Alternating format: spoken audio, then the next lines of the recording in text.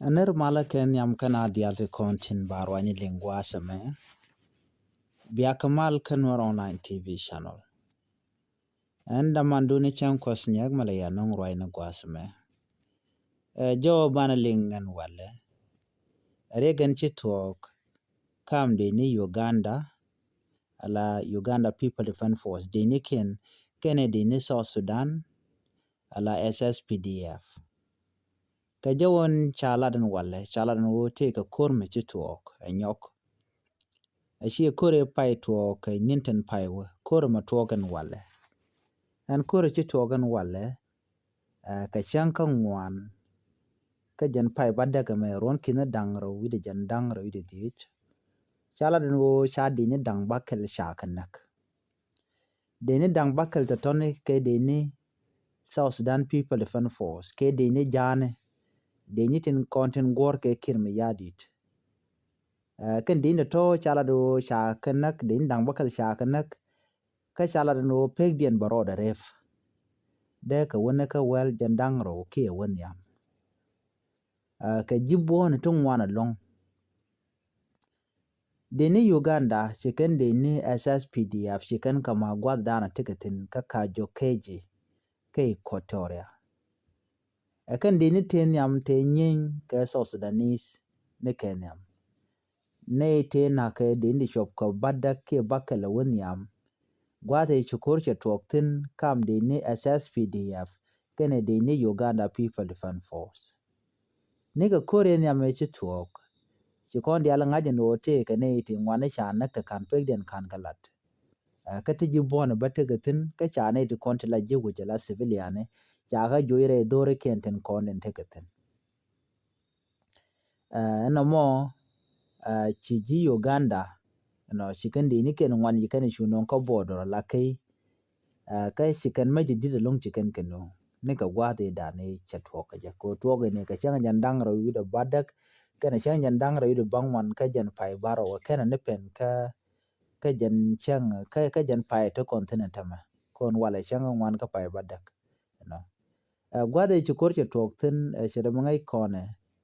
cha dine SSPD bala barak den ala dine kim yadit barak da daga tala doren tegatin no cha gwad mo cha daga dini Uganda ko kan cha ka mulka ka jowo chikan lat chala do kan dini SSPDF la dini kim yadi tin ta ka bara ga dan cha jo tin kum Uganda awaken panken awaken dini jandang ro ko rodien report dana chala da kum South Sudan kan dini tone kan dini nyin ke dini Uganda ka chwane cho bakal ay nakten ka jowo dana chala report dani kan non la kan ka jowe ci kon linga ne ba ci kuma South Sudan ci la go cha mala cha jari ala ka kan te gare malka ci me cha ling cha report cha jala wudu chal ka me General Lure Kong Major General Lure Kong Ramdan la spokesperson ke dini kirma yadit ke dini SSPDF South Sudan People Defense Force jaram dan la lela kala me cha la ne cha la no ken ne ke dini tamar no lo marken lo china din tel mude ko de jono no jene dana ci konne lutina ko right na cha ko cha japal badi ni Uganda kan dial cha na ka bodo re wucin minimi ka kajo keje ka kwi ko re dana ci to cha yu gujino dongo ci to ko lotel mi jemu de rollalat dunda wonan walle nyok ka chanka ngwana me ci to no cha di ni kirma yadi la di ni SSPDF ka kajo keji cha ga nyoko mumol ka keka cha ne ati choko bakel cha ka nak ka jibon to ngwana long ko wa cha ga bugo long ka bong ne ti dit long ka me ti dit no ka me ti dit long en tamana mo cha me ti to chi ne bakel chi ga nyoko mliu ka wa pek dien baro de re bantama ka ta ran cha lat ki jeken a chire ga me cho da lat ala ring mi dit ka kuma kirma yadi kana kuma Uganda People Defense Force alo tama cha ja long ka tainim right corner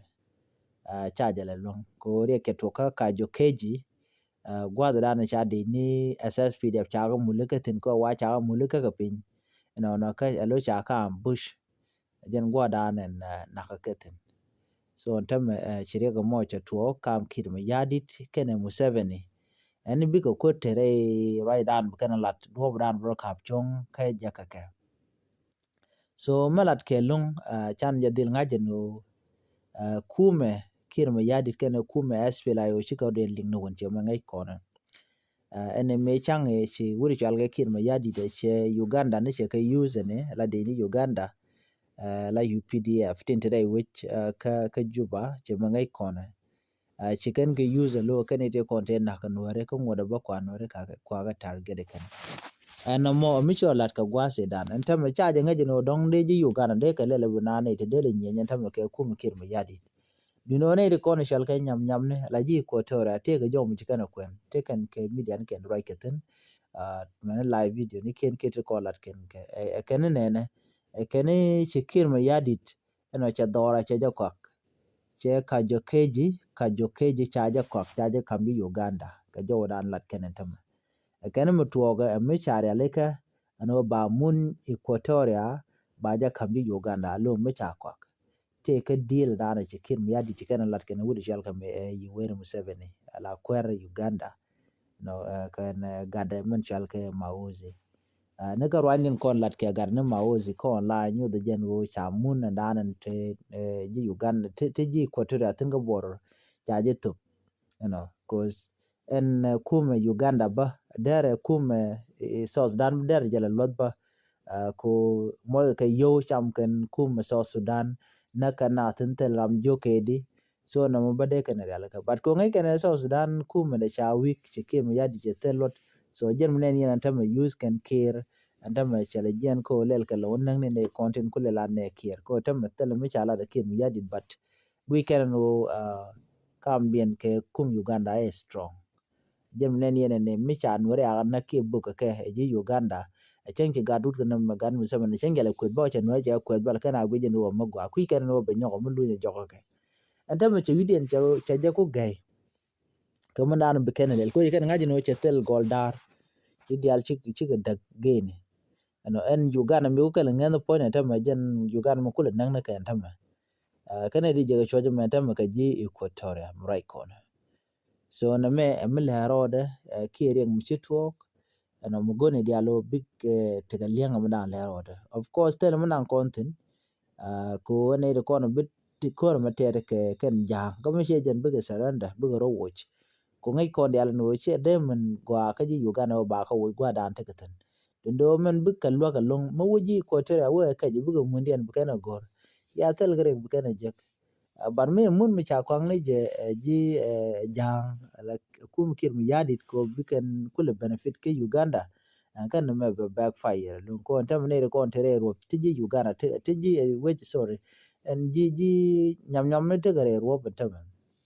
te kan ka pa de ke bon shala na te ga pa de den chale so Sudan people freedom taken ke SPLA yo ba jatin ko te tin men nyam so ngai kan manan le rode so jo me agenda le rode go chane dang bakel chagana ko kuma kin yadi den wale kana ka ji Uganda ko ji Uganda shi wore ya leka jelkan ka den ya leka jelkan ga dabam ni shirga me dana ji kana lat kana asir kana malat kan maga fan ga ano la kan di ne jakka jakare ya le ba ne to ba kulo ga janta da lat kan tam kuma Uganda so jen jawrana go de nyaaye kelen ban nyo je kele rodien che pero jenu jen bi nyana ko ken ya te kamal no bye bye nyal kane ko ken ka ku subscribe ka try notification bell mana jik ne bye bye no bye